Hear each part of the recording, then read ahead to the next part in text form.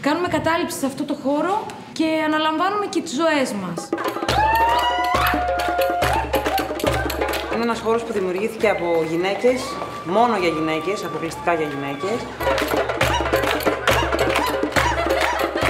Το πιο σημαντικό είναι εμείς να γνωστοποιήσουμε στις άλλες γυναίκες τι συμβαίνει και να βρούμε κι εμείς έναν τρόπο και να επικοινωνήσουμε αυτό το πράγμα και να συμβιώσουμε και να βρούμε μια λύση.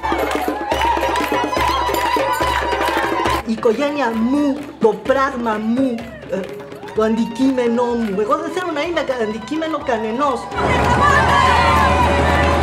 Είναι αντιπρόταση σε αυτή τη βία που προτάσει όλος αυτός ο έμφυλος πολιτισμός.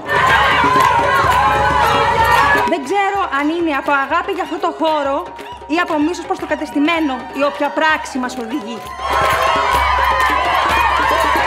Όλες έχουμε ζήσει, έχουμε μεγαλώσει, έχουμε μάθει να ζούμε σε έναν κόσμο ο οποίος διέπεται εξ ολοκλήρου από βία. Υπάρχει θυμός, υπάρχει τα πάντα. Εγώ διαλέγω την αγάπη. Είναι τόσο κοντά. Ο πόλεμος έχει και θύματα. Εγώ λέω όχι. Ναι, έχω μέσα μου το μίσος και θα μισώ έως ότου. Ήθελα να μάθω πολλά. Και έβγαινα στο δρόμο και παρακαλούσα να έρθει ένα αυτοκίνητο να με πατήσει.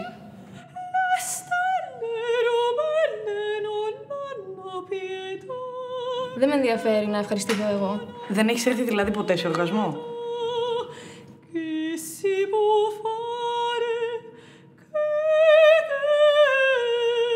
Άρχισε να περνάει ο φόβος και να καταλαβαίνω ότι ήμουν απλά ένα παιδί, δεν είχα φταίξει τίποτα.